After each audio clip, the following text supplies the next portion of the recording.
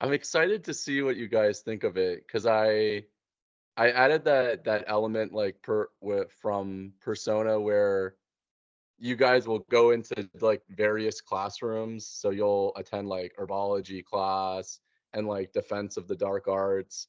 And then the professor will quiz you guys. And depending on how you do at like Harry Potter trivia, then you can earn like special items and objects that you can use in the adventure. Oh, cool. I like Yeah. that. So I thought that would be like a little like a cool little twist. And then also I put like really powerful items from the universe in the game, but you'll have to solve like really difficult puzzles to get them. So it's kind of like if you can solve a really hard puzzle, then you get like an overpowered item was my thinking. Interesting. Yeah. So Yeah, we'll there's so many like items like that are within the yep, universe. It could be anything. right? Yep. Yeah, exactly.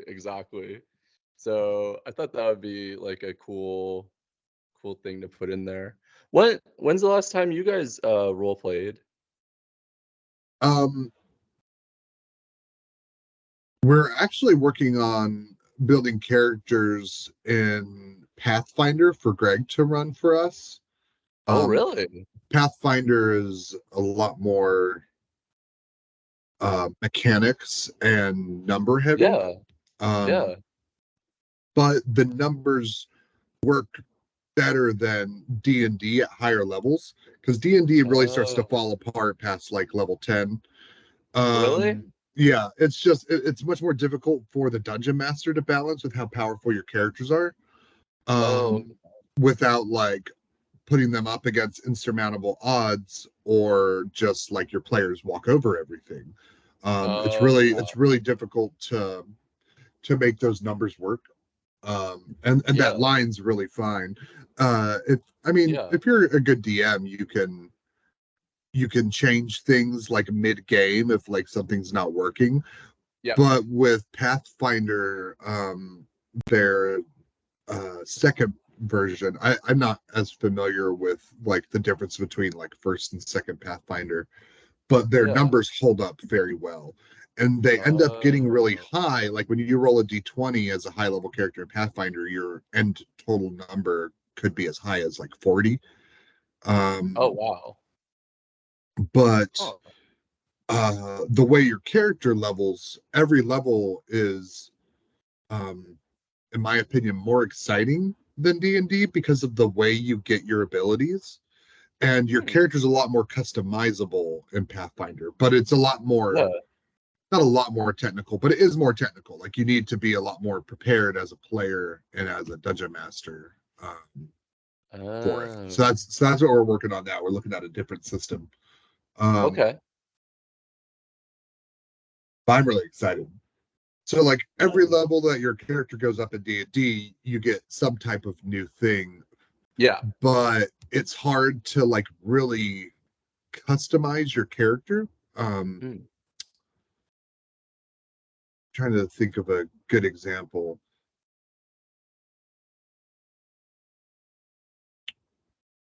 I So remember like when. every fourth level in D&D, you can get +2 to your attributes, which makes you Ah. stronger at doing the things you normally do. So like once you hit level 4, you can get a +2 and put it in like strength. And if you're a Hmm. fighter, that's important because Hmm. your strength's probably only 16, 17. You want to get it up to as close to 20 as you can so that you Yeah. get an extra +5 with every hit. Like that's just like a meta thing. Like that's a goal for every single character for their most important stat. You want to try to get it to 20. However, every time you take that Oh. +2, you're sacrificing getting a feat, which is a very useful possibility for your character. So it's either or. You every four Huh. levels, you either get a +2 in something, or you can get a Yeah. feat. Where in Pathfinder, you will get both every time you make a character and you will continue getting feats every so many levels. Huh. So Interesting. feats let you do things like not need to worry about reloading your crossbows. That's a feat. Um, Mm, mm, so they really changed like the mechanic and the flavor of your character to be able to do specific things. Being able mm-hmm. to use different armor when you don't start with that ability, like that's a feat. Um, Hmm. Whereas in Pathfinder, there's a lot of different types of feats. So your race, which they call it something else, but like who you are, like your people, like a dwarf or a human, like you get Yeah. different feats for them, like every like fourth level or so. So you get like an ancestry feat or a race feat at like first and fourth. I might have this wrong, but like at progressing levels, and then you can also Yeah. get class feats. Your class. So if you're Huh. a fighter or a wizard, like that'll give you feats. But then you have the opportunity to do like a soft multi-class Hmm. and take feats from other classes. Oh, So kind of if like you're your like, companions. yeah, so kind of like multi-classing, but it's not something you Yeah. need to like beg your DM to allow you to do, and then it ends up making you feel less Oh. powerful because Yeah. when you multi-class, you're taking a level one in something as opposed to like your sixth level in something else. So like if you do it Okay. a lot, you can end up kind of losing your edge. Whereas in Okay. Pathfinder, like you're allowed to just like, at this level, you can take a feat from a different class, which will really change the way that you can play your character. So there's a lot more like nuance to it, Yeah. which is fun for us because we can really like change the way our characters behave. Oh, okay. Okay. Yeah. Was it like Greg's idea? Was Greg super into Pathfinder and then was trying to get you guys into it? Yeah, Greg came with like the knowledge and experience of Pathfinder. Hmm. And it's something that I had looked at before, but yeah, he was the one that kind of like spearheaded it. Oh, okay. Okay. So it's just gonna be you two, just you and Justin, and he's the DM? Yeah, I'll be me and Justin, and he'll be the DM whenever we play. Oh. I'll play with you guys. Well, I'll we'll let you know. Yeah, I'll be the third player. I love role playing. Like when I talked with Kim last week and I was telling her about the Harry Potter role playing game, I was like I was begging for her to run another session because it was just so fun with her like giant screen and you're like moving your like token around and it was great. Yeah. Yeah, role playing is I told you, like once you like get into it, it's like, oh, like this is the funnest thing. Right? Like Right? Yeah. Um I think you said this like, I don't know, 6 months ago, but something to the effect of like you're a creative person and you weren't going to necessarily write a novel, but creating campaigns and creating scenarios kind of feeds your creativity. I think you said that, right? yeah, yeah. I feel like it's the culmination of all my creative interests, like find Mhm. their Mhm. home closest in role playing. Yeah, yeah. Because it really is like writing. So you're basically like writing a novel in a sense, you know. Then you can throw in cool stuff like music and images. And if you like making puzzles, then you can make as many puzzles as you want. And it also has like kind of shades of like designing a video game too. Because without going too far into the Harry Potter role playing game, I wanted to add like an economy to it because like that's part of the adventure. Like Harry's like, oh, I don't have a lot of money, so I can't get the firebolts broomstick like I want, Yeah, but he has enough for his school books and like his wand and everything. So I was gonna add like you kind of have to think through those things a bit, right? Because if I give you guys too many galleons, then you just go crazy, and then you like everyone's got like 5 wands, and no one cares, and it's not yeah, valuable. But yeah. if I don't, Economies are really hard. Like it takes yeah, a sharp mind because it'll very quickly become uh, either money has no value or hmm, you've now implemented too much stuff into your campaign and your characters are too strong. yeah, exactly, exactly. So I'm gonna be really careful how I plan out like the economy, so it doesn't feel like, oh well, we all have so much money, let's just like blow it. Who cares, you know? Because then that's not fun. That's another like interesting thing, like Pathfinder, like all of those weird things in D&D that it's like, yeah, you can do that, but like it's hard to make it work in D&D because it's all based on how talented your game master is. Yeah. Um, Pathfinder, it's like, oh yeah, this really awesome item. This is how much it costs. Like it just tells you. Like the Oh like yeah. Yep. things like the economy are already balanced. Mm-hmm. Whereas like Mm-hmm. in D&D, there's like some weird rules, especially for magic items, because that's what everybody wants. Everybody wants Mm. magic items. But like the thing about D&D is like you can't just go to the store and buy a magic item. And if you allow your Mm-hmm. characters to do that, then it loses the fun of finding magic items, and it Mm-hmm. also like creates this weird break in reality where it's like, oh yeah, you can just go to the magic target and like if you got 60,000 gold you can buy this crazy item that like makes Yeah. battles not really fun for the dungeon master anymore because you just fucking Yeah. kill everything or nothing can hit you. um so like so Pathfinder also has a rarity component that's really cool where Hmm. everything in the game, including like some classes and spells, will have this rarity tier. And so the dungeon master can Oh. decide what rarity tiers are allowed in the game. And a good example is teleportation. Huh. Like the spell teleport has a rarity tier. So the Oh. dungeon master can decide if he wants teleportation in his game, and that's built into the rules. Oh, So like interesting. world breaking, game breaking stuff like that is very gate kept, and that's really good Oh. because it's very easy to accidentally give players too much, and then it's like, oh Uh-huh. shit, like I broke in my game now. They're gonna destroy everything, and they do. They can teleport everywhere now. Interesting. I so before I played Dungeons and Dragons, and I remember talking to you guys about it, and it actually freaked me out. I thought it was going to be really hard to learn and really hard to play, but they have this kind of like character builder online that I utilized, and it was like no problem. I was able to figure it out. Like, Yeah, there's a lot of incredible resources like that.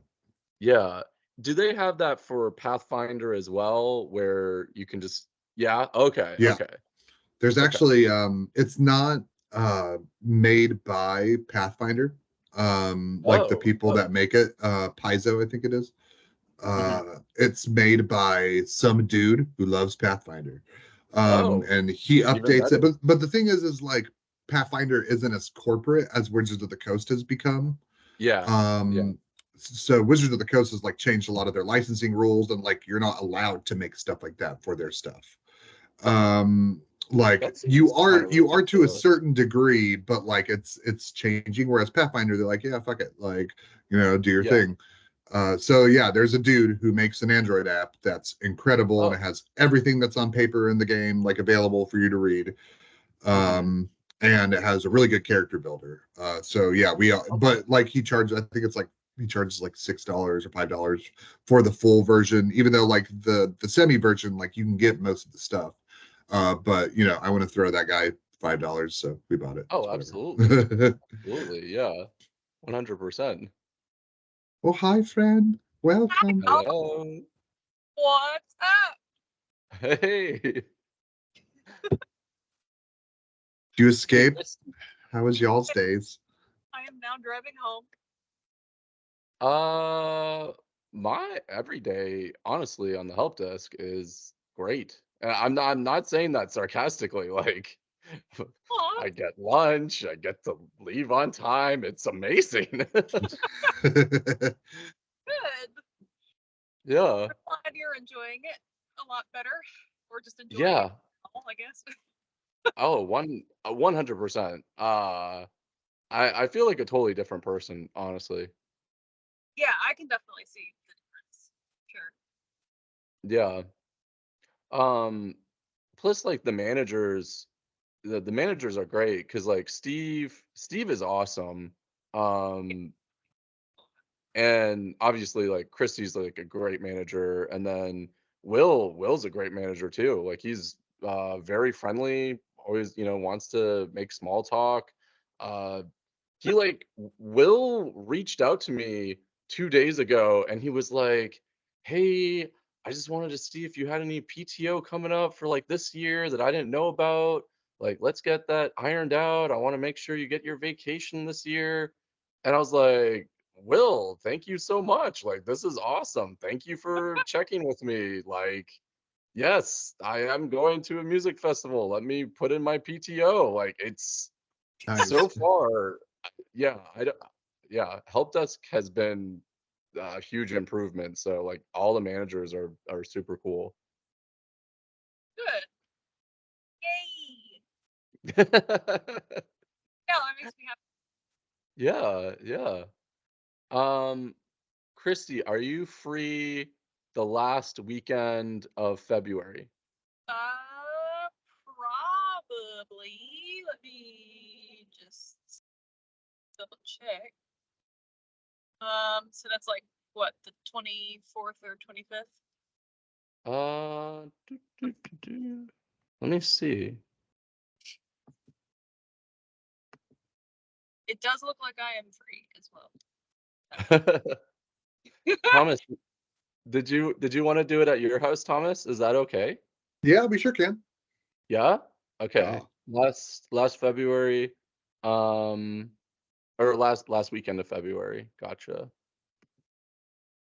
Yeah, that So works. yeah, right on. Oh yeah, 24th. Okay, cool. We'll shoot for that date. Let's do it.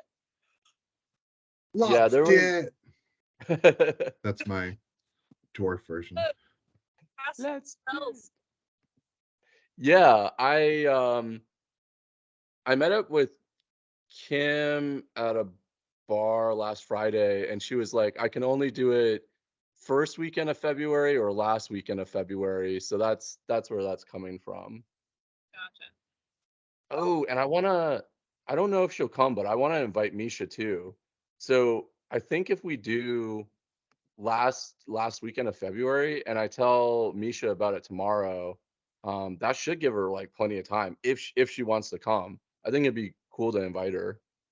You should invite her. Yeah, absolutely. I would Cool, cool. love to see Misha.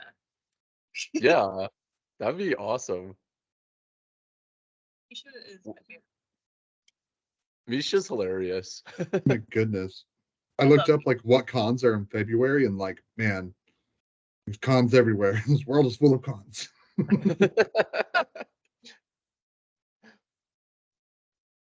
I could do everyone gets +1 to all their rolls if you dress up as a wizard and like you have a wand and you go through the motions, you get like +1 Done. to every roll. Already there. Gonna be here. Wow, I'm the already equipped. robes and a scarf and a wand, all from Harry Potter World. That's set. Nice. You already have the wand and did you say you already have the wand and the robes from Harry Potter World? Yeah, I do. Gnarly. Okay, yeah, that's definitely a thing then. Okay, everyone gets +1 to their rolls if you dress up and bring a wand. I love it. I I have don't think I have an outfit though. I'm I gonna need some sort of outfit. for I'm like just gonna wear a blanket. You can borrow a bathrobe. you I have plenty of bathrobes. it doesn't have to be the official. Still robes. Yeah. Okay. Yeah, if everyone's dressing up, I'll dress up as well. Like I have like a month, so that gives me plenty of time to go find something cool. Yeah. Huh. Okay. Nice. Nice. Guess Um Hufflepuff o- because I have the Hufflepuff robes. okay. So I don't know. I guess. Nice. Nice. Yeah, I was for the game I wanted to give you guys the opportunity to pick your house, obviously. I don't want to be like assigning houses. And then here's a hint for the game.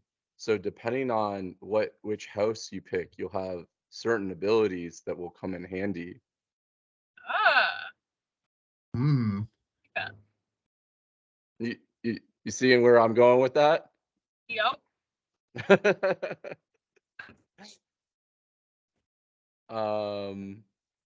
I started watching the first movie because I didn't want to put too much time in between reading the books and then watching the movie so I can compare the two. Yeah, because those And start to blend together. yeah, I felt like it would. And what did do you guys remember differences between the first movie and the first book? Like anything that like stood out to you guys? I mean, I know Peeves is not in it at all. Mhm. Mhm. I Yeah, I remember the ending was different, like wait, what? the things they had to face to get to the Philosopher's Stone, like some of them were just missing from the movie. Like the potions that they Oh. had to drink, like that wasn't in there, like Snape's puzzle. You're right. Oh, that's right. Doesn't there's like fire, right? And then like Hermione drinks like a purple potion and then she can like walk through the fire or Yeah, there's like a fire before them to move ahead and a fire behind them, and the potions, like one of them will kill them, one of them does nothing, one lets you go backwards, one lets you go forwards. Um, oh. I totally forgot about that. Yeah, you're right. That isn't in there. Hmm. Trying to think of like other major things. I know at the end of the book they're using these torches to keep the devil snare away. And then there's like keys with wings, right? Oh yeah, that's right. I can't remember if that's in the movie or not. It's been so long. So that is in the movie because I remember the key. Yeah, the keys Oh with the yeah, wing. the key with like the Okay. the gimp wing. Yeah. Okay. Yeah. Okay. Um so far the big differences I noticed is when the book opens up, it's like from Mr. Dursley's perspective, and he's seen all these weird fantastical things, like there's all these owls flying through the air. Yep. I think there's like shooting stars too that are going through, and he sees a cat reading a map and he's like, that's odd. um That's not what cats all do. that was all that was taken out because the movie starts with Yeah, um it starts like on the night, right? It starts with mhm, Dumbledore and yep, the Deluminator. Yeah. yep, Right. They're on. It's like on Privet Drive, yep. and I think it starts with McGonagall turning from a cat to herself, right? Or Mhm. something like that. Yeah, it's like the Close. first Yeah. scene. Yeah. Yep. Yep. And Dumbledore steps out and uses his put outer, I think it's called, but I don't think Illuminate. he I think it is. yeah. Yeah, Yeah. he calls it a put outer, I think, in the first book. I can't remember when he starts calling it the Deluminator. You're right. Hmm. Okay. I'm gonna look that up. In the movie though, I don't even think they name it. He just like pulls it out and he just starts using it. Yeah, that's true. Yeah. Um Another big difference that I saw is when they go to the zoo and he's talking with I think he's talking with a boa constrictor. In the book, I'm pretty sure he makes the glass vanish and then the snake comes out and it starts to chase some of the Dursleys, I believe in the book. Whereas in the movie, the glass disappears, the snake says thank you, just kind of goes off on its way, and then the glass reappears, trapping wait, what's his name? Dudley in it. Dudley, yes. Yeah, trapping Dudley like in the exhibit. Um so I'm pretty sure that was totally different and just added to the movie for like comedic effect. Yeah, which is kind of hilarious because he's such a and you're like. like, yes. Yeah. Oh, Dudley.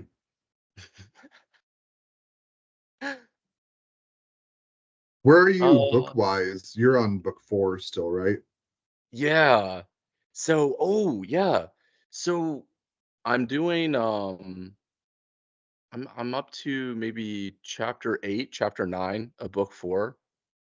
And okay, so why is Aunt Petunia with them yet again? Does she just like live there at that point? Because I thought in the third book she was just visiting, but in the fourth book, like she's back already. I think she was just visiting again because I don't remember her after that. So I think she just like goes over there sometimes. Just like shows up. To Petunia's dismay. And I love it because now whenever Harry wants something, he just drops Sirius Black's name and he's like, "Oh yeah, I wouldn't want a crazy wizard that just escaped from wizard prison to stop by and, torch your house. He did kill all those people." He just name dropping all the time and they're like, "Okay, okay, fine. You can go to the Quidditch World Cup. Just get out of here. I don't care." Oh, I love I the love Quidditch that World Cup. aspect. So cool. You're not at the cup yet, are you? They're You so you talked about they the port key, so I feel like you might be like close yes. to it. Yep. Yep. That's when the port key comes up. Yep. Forgot.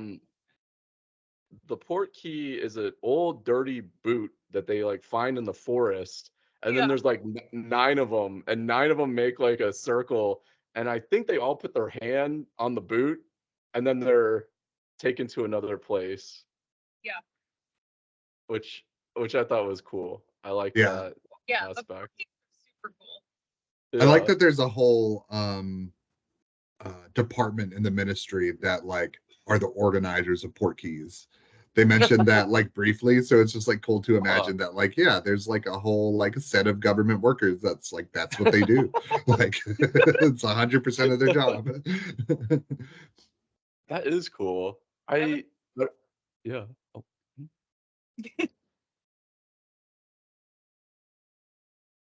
Coffee. Christy, would you work in that department? I would work in the port key department. Just sounds like identifying the port keys and like managing them. I don't know. But also the concept of a port key is super cool. Hmm. What would Finding you people make? for making port keys and like forgetting them. Like Or I may, yeah, I could see that happening.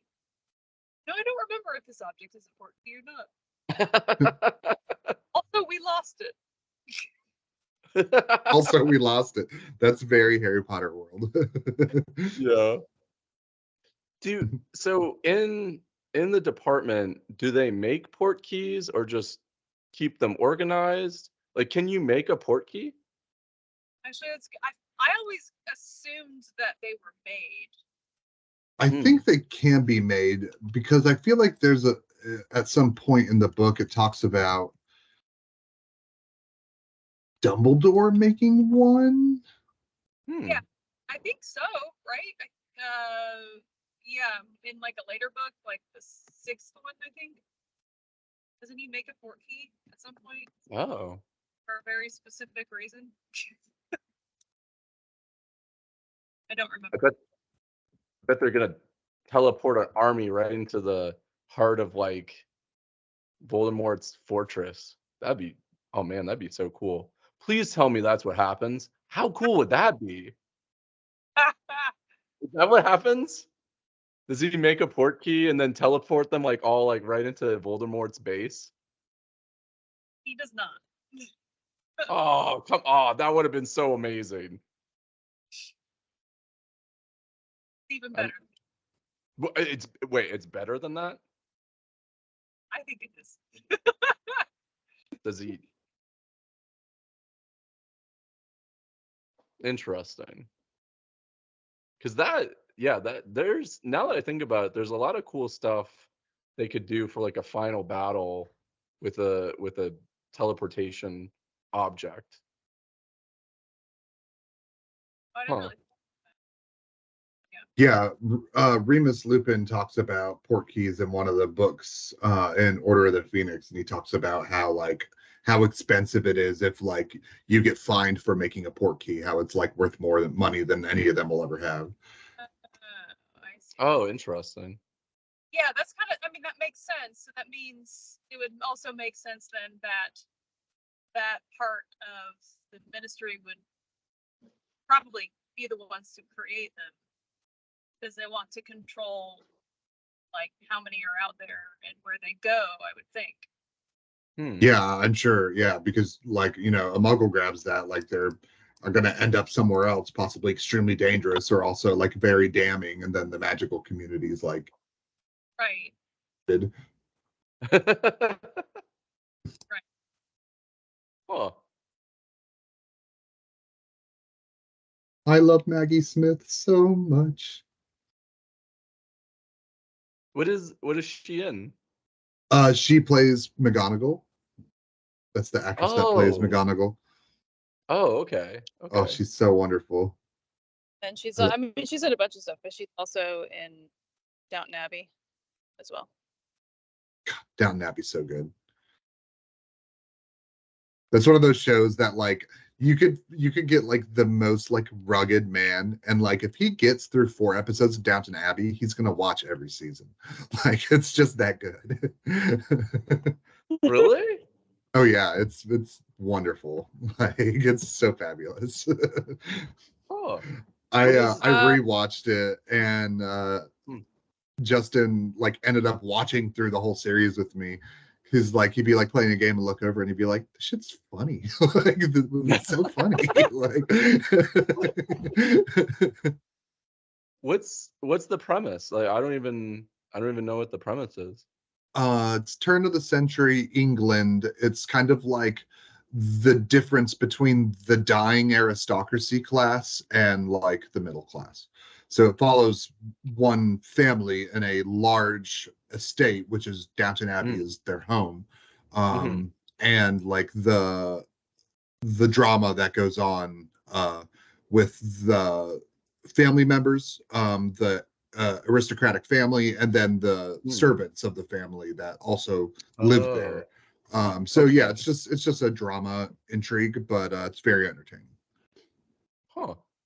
Maggie Smith, who plays McGonagall, plays like the matriarch of the family, who's like, kind of like stepped away and lost power, but she's still like, everybody like listens to her. So like she pops in and like comes over to the house and says what she'll say about what they're doing. It's very it's very English, but not in the like overly dry like way, if that makes sense.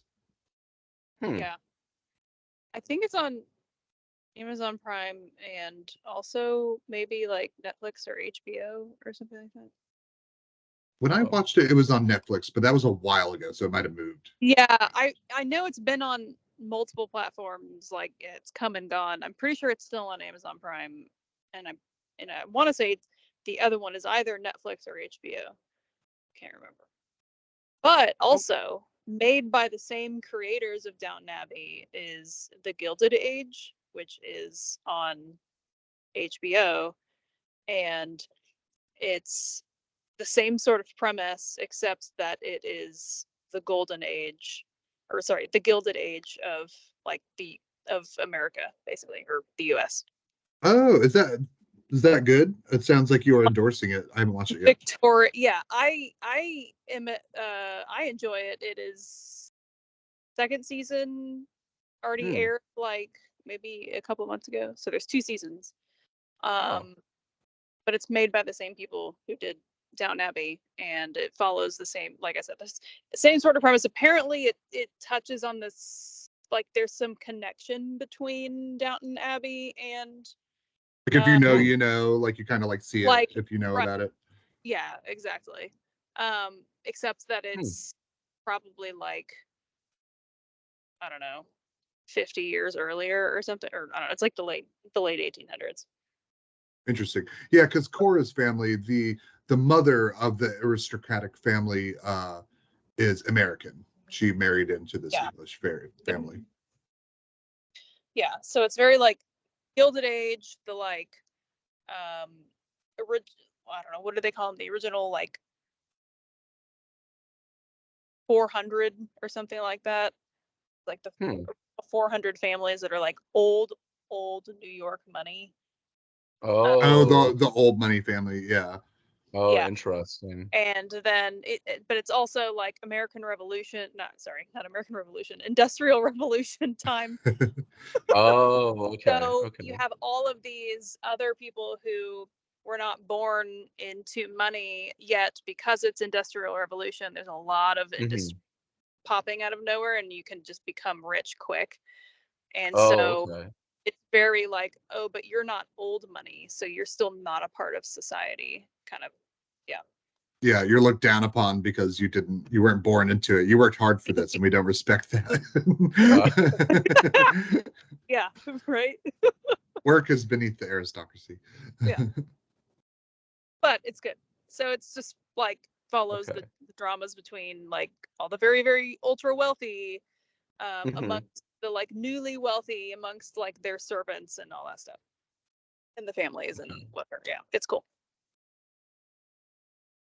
I'm gonna need both of you guys to slow down on the recommendations, because I've almost finished the IT Crowd, which was mentioned like I think a month ago. It's so and good. Now I've got, you're welcome. I have Lord, what is it? Lord of the Rings, Rings of Power. Oh yeah, Rings of Power on Amazon. Okay. So I have Rings of Power. Now I've got Downton Abbey, and then apparently also the Gilded Age as well. Oh, and then the Fall of the House of Usher and like everything that Flanagan does. I have to catch up. So Flaniverse. That's what they call it. Downton Abbey will ruin you. That'll keep you busy for like months. So you can put that one on the back burner. It's not going anywhere. I need to rewatch Downton Abbey because it's been a long time since I like first did the go around, and so there's a lot that I don't remember. But yeah. I'm rewatching Firefly because I love Firefly. I love Firefly. Yes. I have it on DVD, but I don't like putting DVDs into the PlayStation because like it will make your PlayStation die. Like just, anytime you put a CD in it, like it works the technology of it. So I don't like doing that. I don't like putting physical discs in it, which seems dumb, but like that's just the way it is. So I have it on DVD, but I haven't watched it in years. So I was like, fuck that shit. It's $10 on Amazon. Like, I'm just going to buy it. I did. And it's great. Just as good as I remember. Oh man. Was Joss Whedon the writer for that? The creator, the writer, the director, I can't remember which one of those or which multiples of those, but yes, he was a thing for it. Yeah. I love Firefly so much. It's one of my comfort shows. Oh yeah. The writing for Buffy, Angel, Firefly, Dollhouse. I remember the writing was good for all of those. And I guess he was the writer for all those shows, right? It says it was created by. So and he composed the theme music. Interesting. Didn't know that. Just that one song.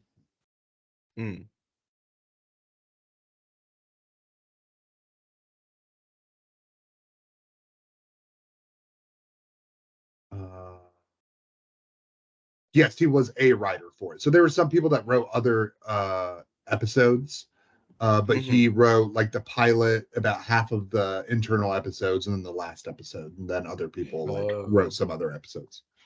Yeah.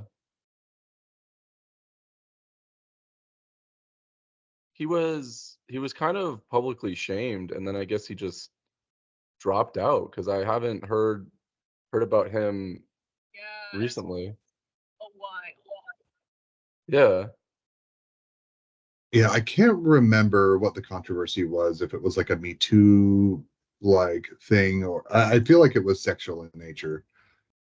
I'm sure it was. That's what it usually is. Yeah. Yeah. Like, if you kind of go and read some old scripts and stuff of like things that he wrote in, it's weird. Yeah. Oh, really? Yeah. Yeah, like, yeah. Let's see. Quote is gross, abusive, unprofessional, and completely unacceptable behavior towards cast and crew. Hmm.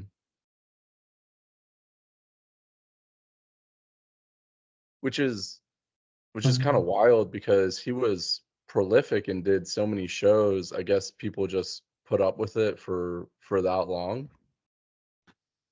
Probably so.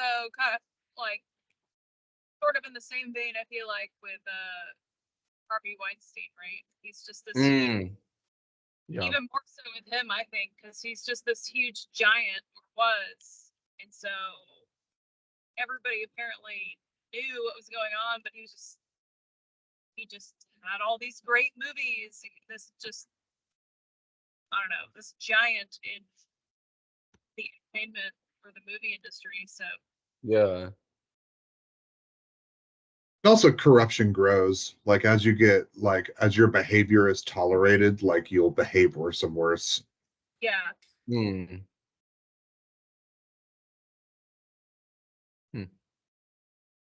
Interesting. Yeah, just like assholes. Assholes also grow, if not dealt with.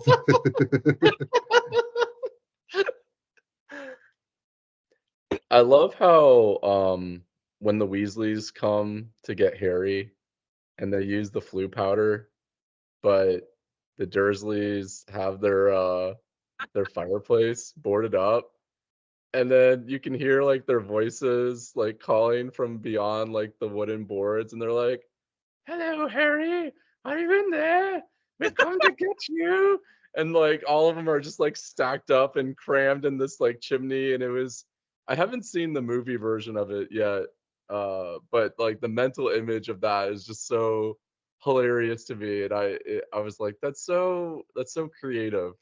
I love that idea of I them love the trying to. build up of it too, because like Yeah, every yeah. like couple seconds another one like pops through and they're like, oh, what the hell? Oh no, like what's happening? Like tell the other person, wait, don't, like, hold on. Yeah. and I like the continuity too, because it was boarded up because Mr. Dursley boarded it up to keep the letters out in the first book. Oh, you're right. I just made that connection. Yeah, there's a lot of cool like little things like that. How come I didn't pick up on that? You're going through a lot of information. True. Yeah, I definitely didn't really pick up on it, at least the first read through. So Okay. Yeah, Man, this is it's such a, clever. it's such a small little detail to remember. Yeah. yeah, this is probably like my like getting into double digits of read-throughs. And I read through the like first books more than I did the later books, because I would always Mm, reread the series like before the next book came out to like mm. hype myself and also to distract myself from waiting for like when it was going to release. And Rowling was really good about releasing them in a timely manner and communicating Yeah. it, whereas a lot of authors are not able to do that. Yep. So it was nice to like have that to count on. You could almost, I mean, every year you could almost count on it, like one coming out. And if it wasn't every year, it was at least like, what, year and a half, couple years or something like that. Hmm. But then I at feel a like they certain always point, released on certain dates too. yeah, they did. Because Oh yeah, they released on Harry's birthday. That's right. Oh, really? That's Yeah, right. June 26th. I can remember that, Oh. like, whenever a date would come close, it being reported on the news because people were like lining up outside, like, you know, Barnes and Noble and Borders when it was still around, or other bookstores, and it's like it was like Yeah. Black Friday but for one book. But for one Oh book, my a lot of my gosh. friends went to the book releases and stuff. I never went to the book releases, And they had like unfortunately. big event. I mean, it was a huge deal. Like that Mm. not happen. I don't remember that happening for books before that or after that at any point in time. Wow. What, were you guys in those lines? Were you like waiting on Harry's birthday to get your book? No, I never No. was. No, Oh. I was never able to manage that. I think I went to an opening night for one of the movies, like one of the like Mhm. last like 4 movies. I think it might have actually been I the definitely 4th did book. the opening night too. I think I went opening night for Goblet of Fire, and then maybe for the Half-Blood Prince. It was like a couple of them. Hmm. At least like the last handful, like maybe like 6 and 7, like the two, the part 1 and part 2 of 7. Wait, what? So like the last book is broken into 2 different books? Into 2 different parts. So there's one so there's 7 books, but the book 7 is broken into two movies. Yeah, one book with 2 Oh, movies, oh, Deathly okay. Hallows Oh, Part 1 okay. and Deathly Hallows Okay. Part 2. which is so I good that they gotcha. did, because there's a lot of stuff that happens and they get it all. Like they do a really good job at tying it up and doing it justice, like within the films. Yeah. Hmm.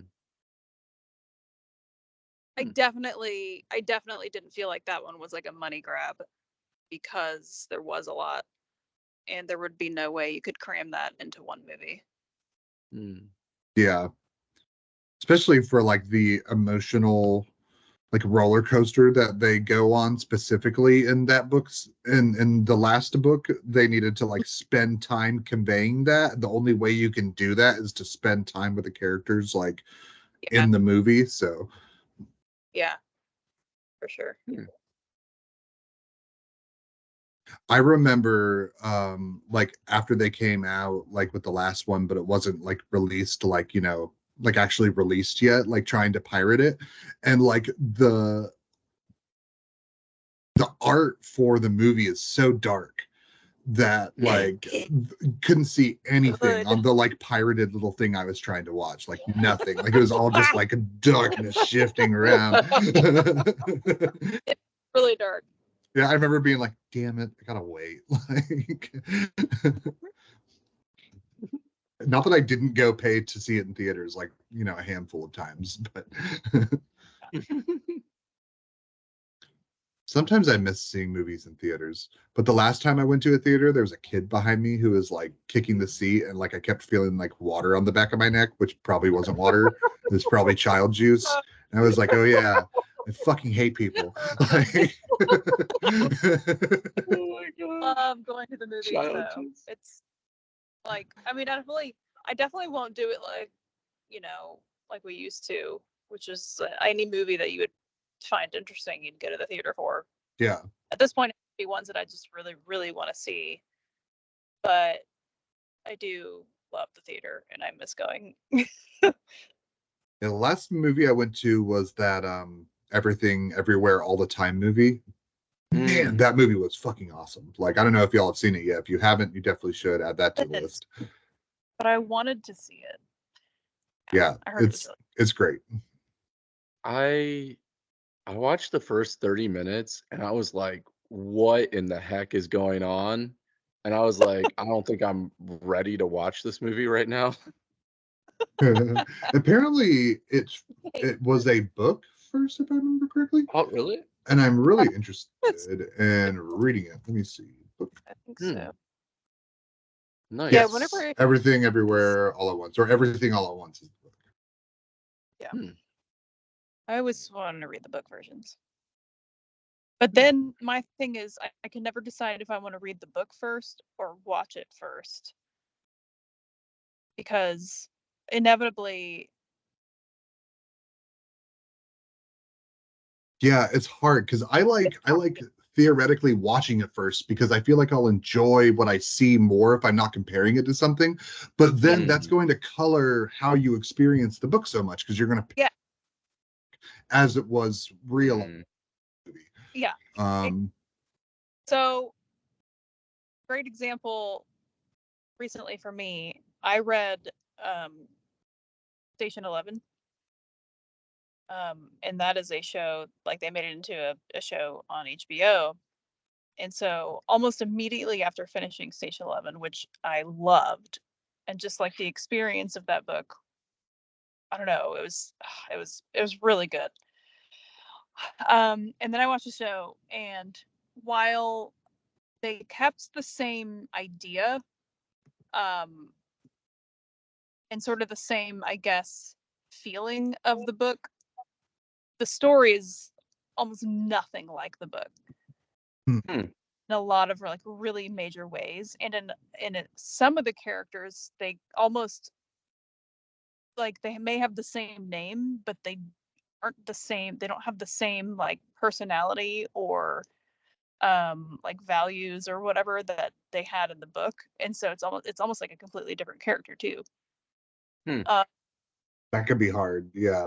and so while I very much enjoyed watching the show and I thought it was done really well and it was really great, I didn't enjoy I know I didn't enjoy it nearly as much as if I had just watched that without having read the book. But then I know if I had gone back and read the book, I'd have been like, oh, this is nothing like the show. I don't even like this. So Yeah, I guess it depends on which thing you would rather have kind of spoiled. And I'm always leaning towards don't spoil the book. Books take a long time to read. yes. So like I'd rather have that be the experience that's fresh. Yeah. Because and also like it's easier to understand like, oh yeah, it's not going to be like the book. There's like some things that can't be adapted because it's too difficult or not enough money, or you can't, seeing a character just sitting there and like constantly talking dialogue in their head a lot of time doesn't make good film. So I usually try to go for book first when I can. Right. I'd same and Station 11 specifically there's not a whole ton of dialogue. It is a lot of sort of following the main character either in her head or there's like flashbacks to the past, and it's like it's very much more like describing the situation or their like the character's feelings or thought processes behind stuff, rather than just a whole bunch of dialogue. So I totally get why they adapted the book into it the way that they did for the show, but because it's so different, it's like but I agree. I think at this point I know I would just rather read first and have that experience first.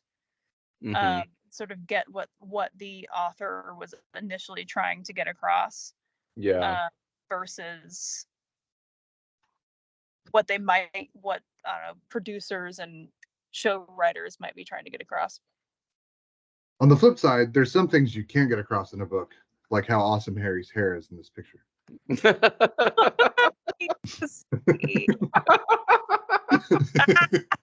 Yes, it made a comeback. It's true. You can't get that across in the book. Unless there's a picture, but most books don't have pictures anymore, which is sad. I like when books have pictures. I do too. I miss. Yeah, I really like when authors collaborate and like draw the scenes that have meaning to them. Like Stephen King does that quite a bit, and I just love it. Like, yeah, it's great. I wonder why more authors don't do it. There's probably some like, expense reason, especially when you're not an established author, as far as like how expensive it is to insert prints like that into a book. The eagle's rise again. It looks like an eagle like on his head to me for some reason. Yeah. But yeah, I feel like why don't more authors collaborate like for that to be in their books? I feel like I would want pictures if I wrote anything. I would want somebody to be inspired and then to draw and then to have that, like that extra piece of your own vision included. Yeah.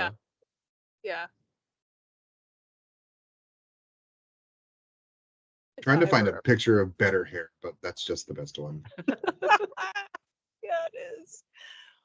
If I were publishing books, I would want drawings in them. Yeah. It's just done so little. I think there must be some huge cost to it. I have to assume that. Or some like logistical piece of it or something. I mean, I don't know. Yeah.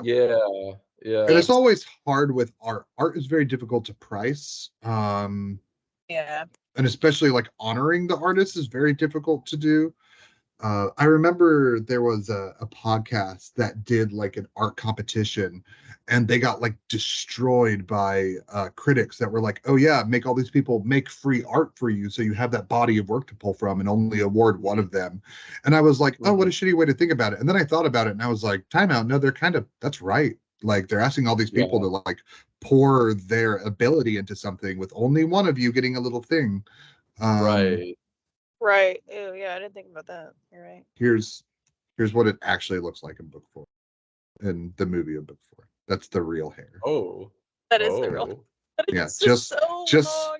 just not nearly as good as the picture above it. It just gets longer and look at Ron's is so much worse. It's so bad. I love Ron's expression. Ron's expression is amazing.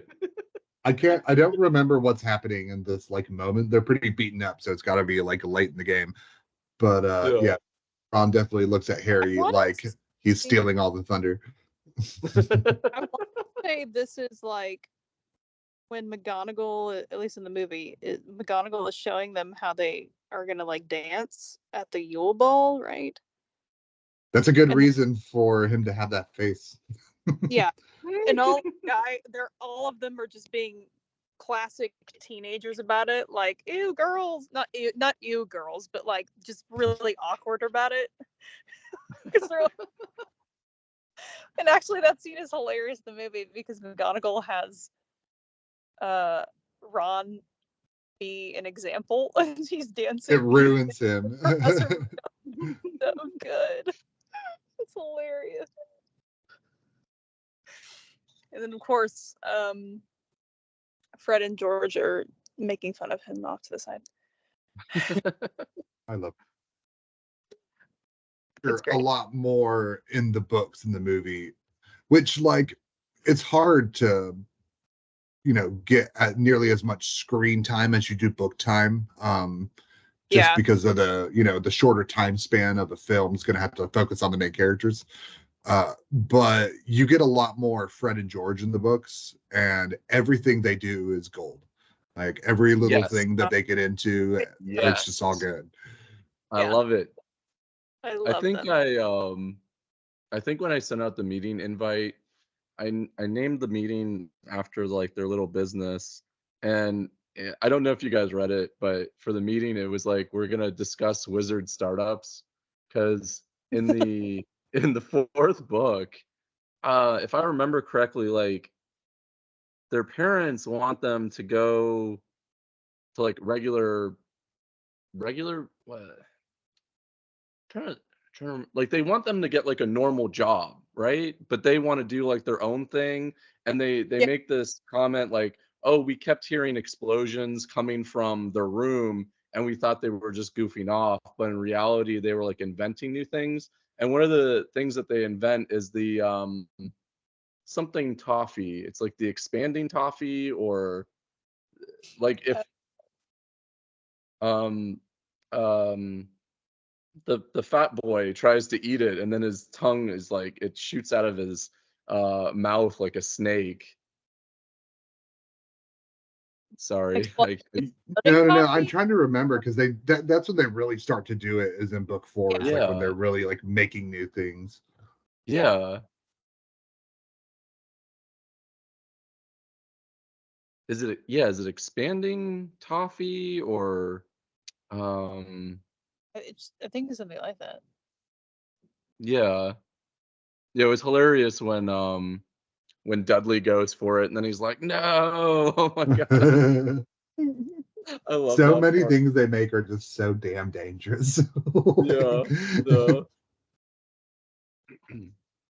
Tongue toffee, that's it.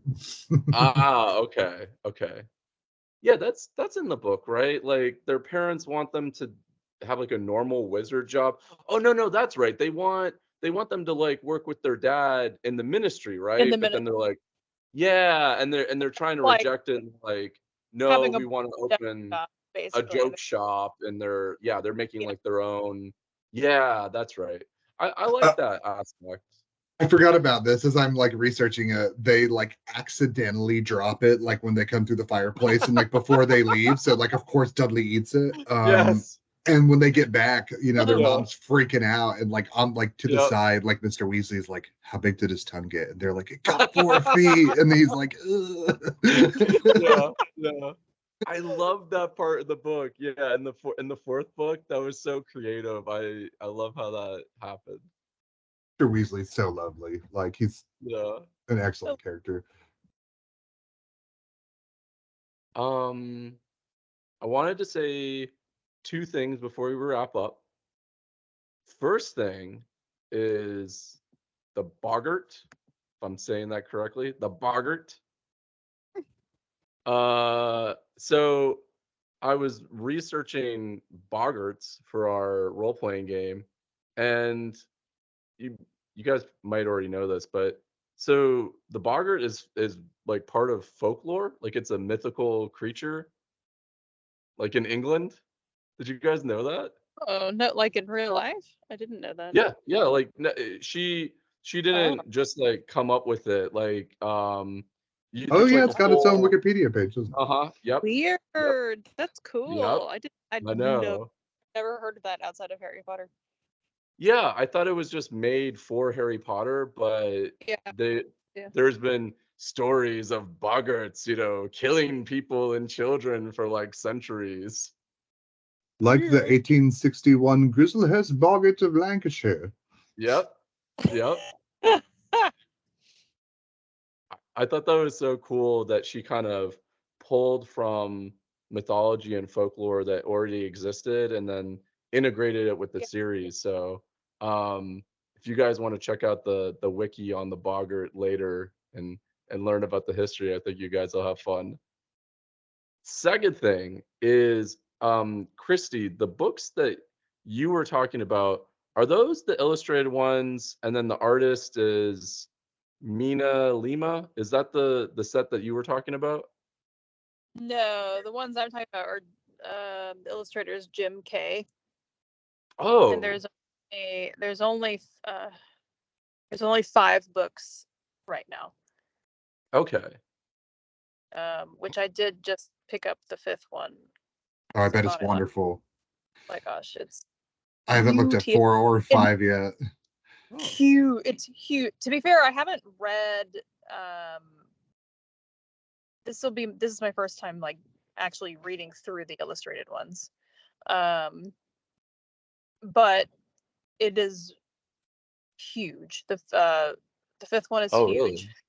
Really? I bet. Yeah. I picked it up and I I opened it and was like, oh my gosh, this thing is thick. Yeah, it's gotta be like that thick. Like it's like basically that. What? It's like, I mean, I'm like, what are the last few gonna be? Because they're gonna be like phone books. Well, I think book 4 is actually the longest book, if I remember correctly. That's what I couldn't remember if it was 4 or 5 is the longest book. I think it's Goblet of Fire. I think it's one of those two. That's I want to say it's 4 is the longest book, and then 7 is the second longest. But of course, it also sort of depends on how they, at least for these. No, it's 5. Order of the Phoenix is the thickest book. Okay, then I think is it the 7th one next, and then the 4th, or is it the 4th and the 7th? Because the 7th one is big too. I also think it depends on how they how many illustrations he does for each page, and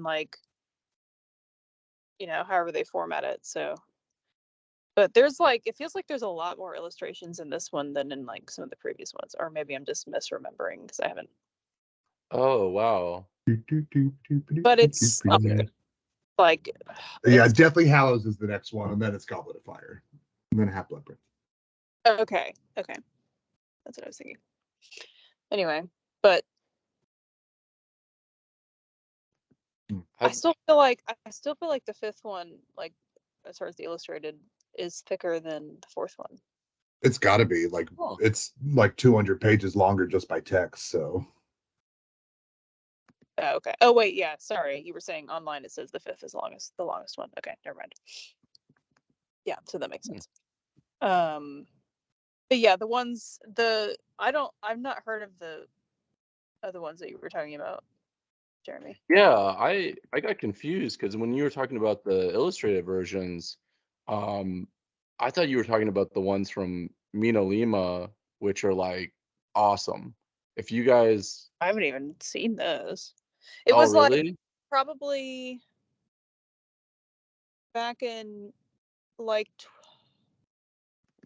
2015 or something when they announced Mhm. that like Jim K was partnering with whoever the publisher is for Mhm. the Harry Potter books.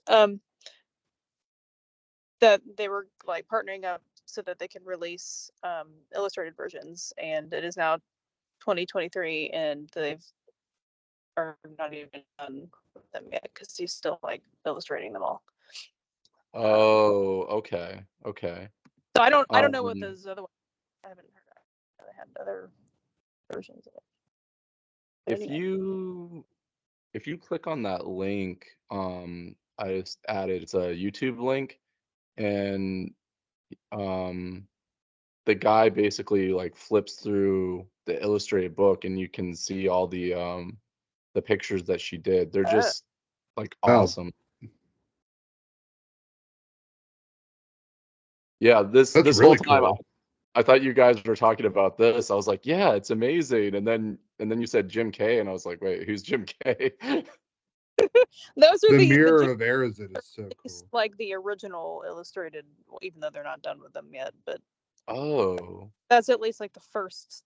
Those were like they announced it years ago Mhm. that they're like, we're gonna do illustrated versions and it'll be illustrated by Jim K. And so those are like the first ones. Oh. And they're like Okay. coffee table size, you know. They're like Oh, 12 they're by like giant. Yeah, 15 or 16 they're inches. They're huge. I got them actually. Over here, let me What? grab one. Oh wow. Now I have more to buy though, so Yeah, if you check out that video, he kind of like flips through it, and it's like they're I think they're really cool. Like these versions too. So this is the Prisoner of uh, Azkaban. yeah. Oh And I want wow. to Yeah, they're like giant. Kind of. Oh, that's massive. um Oh. Yeah, and I didn't it's really like pretty move, scenery. yeah, but I've been sort of buying all of the like I don't want to say definitely not every edition of Hmm. Harry, like whenever they've released like new covers, I've Mm-hmm. I've bought them, so I've got like probably 4 different versions of Harry Potter. Oh, that's awesome. So there was I think one of the first ones, maybe the first like new edition they released that had brand new covers, like brand new art. Mm-hmm. It came out in like a box set, and when you put the spines together, it's Hogwarts. It's super cool. That's cool. Yeah. Oh. And I bought that like as soon as it was released. So it's like Oh, I need. nice. Really like that One one. one day we'll see your book collection, Christy. One day. Yeah, a lot of it's just like I like just collecting books too. Yeah. Same. Yeah. I was looking around thinking about like whenever we move out of here, and I was like, I have so many fucking books. Like it's gonna take forever. I know. You're like, oh, they're always so heavy because I fill boxes full of books. I've committed to it. I'm paying someone to move my stuff. I'll pack it all up because I'm a control freak and I won't want people messing with my stuff. I'll But move it. like, I'm gonna I'll pay move somebody it. to move. Yeah, I'm gonna. we decide next time we move, regardless of where we're going, we are paying movers. We'll definitely pack up, but I'm refuse to move any stuff at this point, especially furniture. Nope, done Oh that way too. yeah. It's Oh. not. Yeah, after like running a Yeah. furniture moving company, like, and now I'm old and fat. Not Oh, gonna do it again. Thomas, stop it. No. But You're, regardless, you're young and handsome. I'm over 30 now. It's time for somebody else to do that. Yes, that is true. That is true. My thought process is like, why would I for free hurt myself when I could pay somebody to hurt themselves? Awesome. But like pay somebody who is like willingly, like that is their job. There's people for that. Not that Getting I some- want them to get hurt, but you know what I mean? It's like, well, it's your job, so that's the risks of the job, you know? Oh dang. Did That's you it. watch? Like that's the end of it. Did you watch Downton Abbey, and then after watching Downton Abbey, you came to this conclusion? Ah, maybe no. You're Maybe like, I've always been. Never, This way. I would never want her because that sucks. Terrible. "Hmm." Oh man. Okay. All right. Well, I think that's enough talking for now. I want to go eat barbecue. I'm going to eat tacos. I don't know what Nice. something. Something. Eat it, whatever it is. Whatever it is, I will eat Yes. Delicious. Make good choices. Oh, I did Aw. for you. Bye, Oh, friends. I'm sorry. No, I should. No, I took your. No, I love catchphrase. it. Now I feel bad. It's great. My weed dealer even does that now. Does he really? Yes. Love it. How ironic. It's great. He's the best. He delivers. It's That's wonderful. fantastic. He sounds very sweet. Aw. He's a lovely man. He really is. It's Greg, isn't it? No. Never lived with the person who no.